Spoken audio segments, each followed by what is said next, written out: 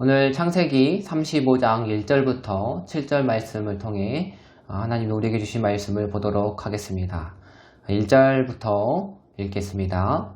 하나님이 야곱에게 이르시되 일어나 베델로 올라가서 거기 거주하며 내가 내 형 에서의 낯을 피하여 도망하던 때에 내게 나타났던 하나님께 거기서 제단을 쌓으라 하신지라.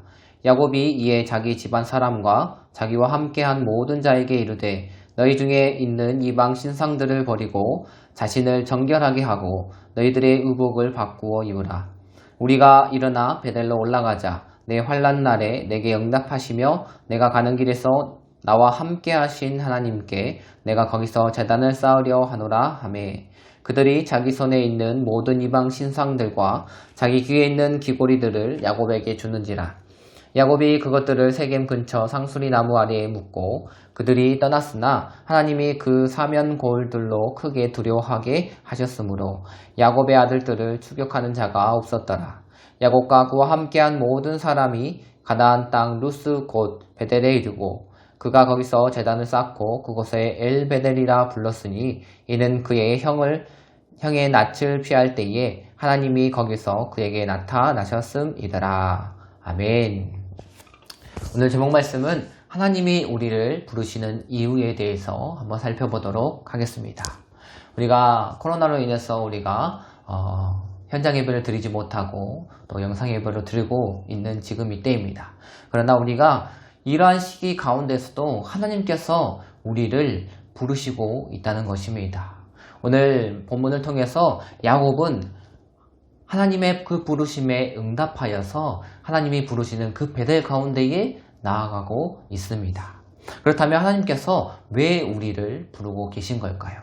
먼저 첫 번째로 하나님께서는 우리를 부르심을 통해 하나님의 그 첫사랑을 회복하기를 원하고 계시는 것입니다. 오늘 1절을 보면 하나님께서는 야곱에게 내가 있는 곳에서 일어나 베델로 올라가라 라고 말씀하고 계십니다. 그래서 야곱은 그 베델 가운데에 단을 쌓고 또 주님께 예배드림으로 나아가고 있는 것입니다. 자, 그렇다면 하나님께서는 야곱이 지금 가나안 땅에 있음에도 불구하고 이 베델로 오라고 한 이유는 무엇일까요?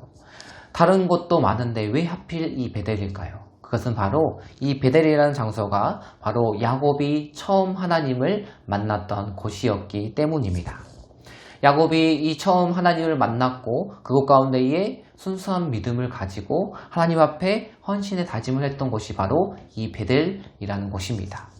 과거 20년 전에 이 형 에서의 낯을 피하여서 도망하여서 그 도망자의 신세에 있을 때에 하나님께서 이 방랑자였던 이 야곱을 이 베델 가운데에 만나 주신 것입니다.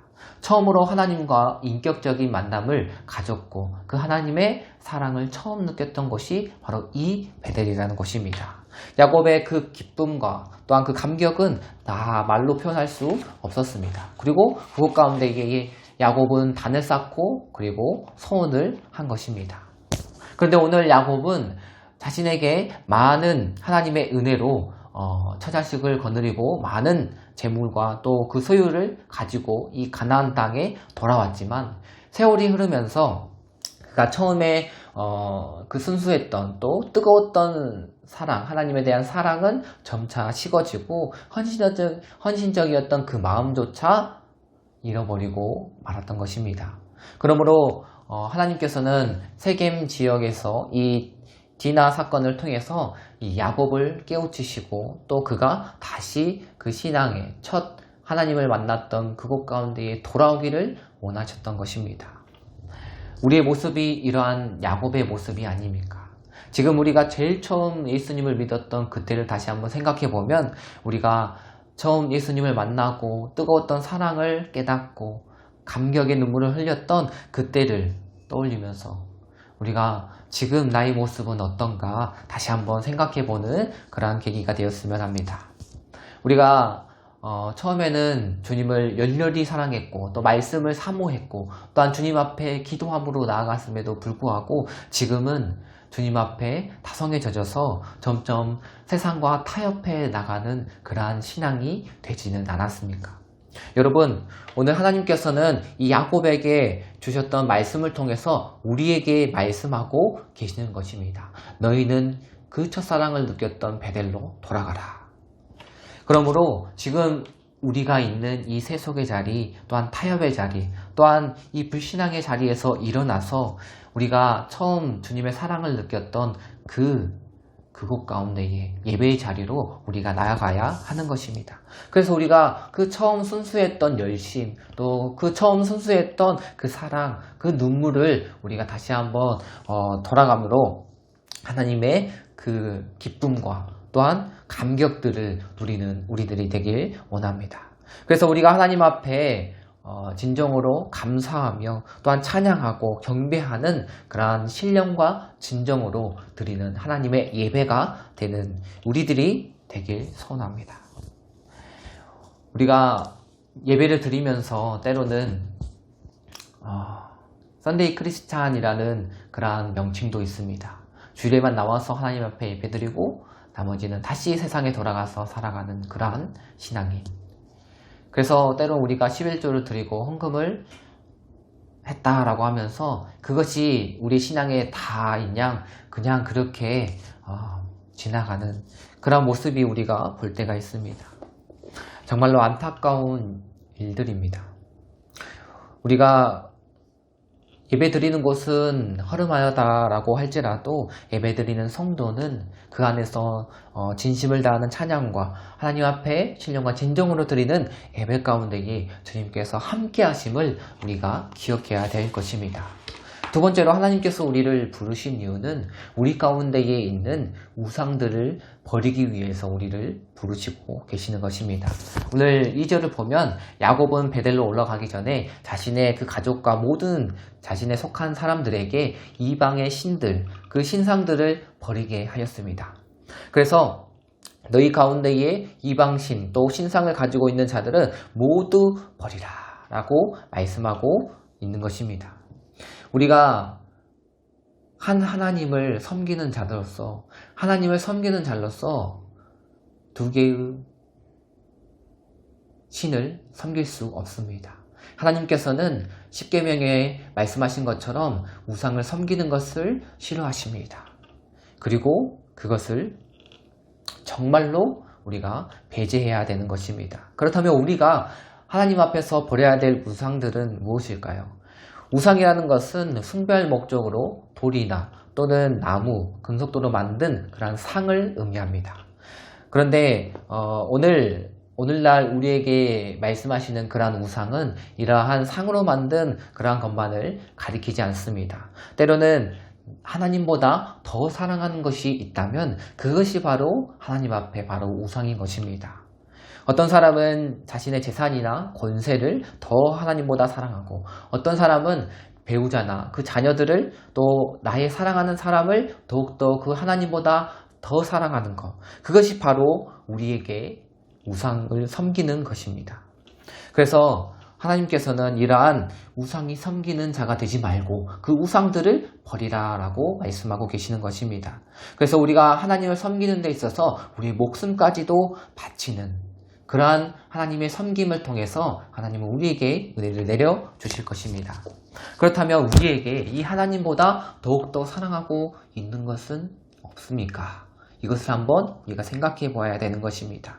그래서 오늘 야곱과 같이 우리가 지금 우리의 것을 또 우리의 우상들을 모두 다 버리고 하나님께서 부르신 그 베델로 우리가 지금 올라가야 될 것입니다. 그 하나님을 따라서 우리가 그 베델로 올라갈 때, 그 예배의 자리로 우리가 나아갈 때 하나님께서는 우리에게 풍성한 은혜와 위로로 우리를 인도하여 주실 것입니다. 마지막으로 우리가 하나님 앞에 버려야 되는 것은 바로 하나님 앞에 우리를 부르신 이유는 바로 우리가 믿음 안에서 굳게 나가기 위해서 주님께서 우리를 부르신 것입니다.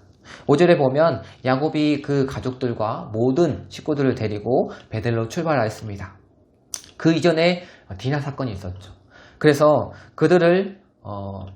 그들에게 복수하고자 하는 사람들이 있었을 것입니다. 그 세겜 주민을 학살했음으로 인해서 그가 가나안 족속과 또한 브리스 족속의 보복의 두려움에 떨어야 됐던 것이었습니다. 그러나 오늘 5절에 보면 어떻습니까?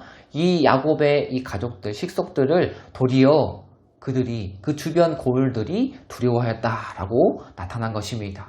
이 소수에 불과한 야곱을 오늘 하나님께서 함께 하심으로 그 주변의 고을들이, 그 주변의 족속들이 두려워한 것입니다. 이처럼 하나님께서는 믿음으로 바로 서 있는 이 야곱을 통해서 하나님께서 또한 회복했던 그 첫신앙을 회복했던 하나님과의 관계를 회복했던 이 야곱을 통해서 세상이 두려워하는 믿음, 또 세상이 두려워하는 야곱으로 세워주신 것입니다. 우리들 또한 이러한 야곱처럼 주님의 그 믿음으로 바로 서 있는 그러한 자들이 되어야 하는 것입니다. 이와 같이 믿음의 바로 선 자는 세상이 두려워하는 것입니다.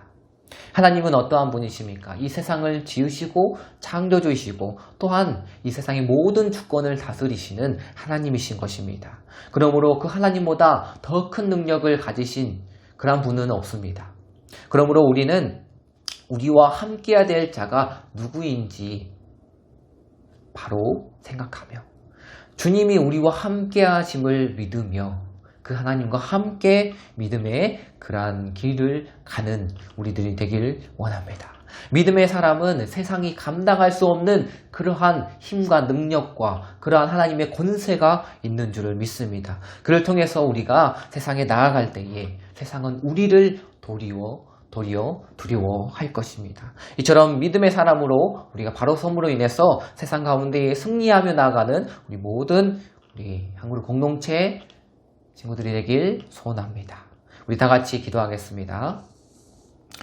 사랑의 하나님 감사합니다. 우리가 지금 이 시대에 코로나로 인해서 모이지 못하는 가운데에 하나님 우리가 다시 한번 우리 자신을 돌아보며 하나님 앞에 신령과 진정으로 예배드리는 자가 되고 있는지 주님 우리가 생각해 봅니다. 주님 우리가 주님 앞에 다시 한번 그 예배의 참 기쁨과 소망을 느끼게 해주시고 말씀을 통하여 하나님의 귀한 은혜와 사랑을 체험할 수 있도록 주님 인도하여 주시옵소서. 세상의 권세와 우상의 그 유혹들을 부터 우리를 건져주시고 또한 오직 예수 그리스도의 이름 그 하나로 우리가 주님을 의지하며 우리에게 주신 그 복음을 주님 믿고 따르며 나아감으로 주님이 주시는 그 능력으로 세상을 이기며 나갈 수 있는 우리 모두가 될 수 있도록 주님 역사하여 주시옵소서. 오늘도 주님이 우리를 부르신 이유를 깨달으며 주님의 그 첫사랑으로 나아가는 우리 모든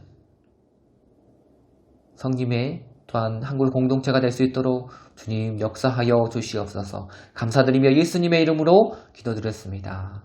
아멘.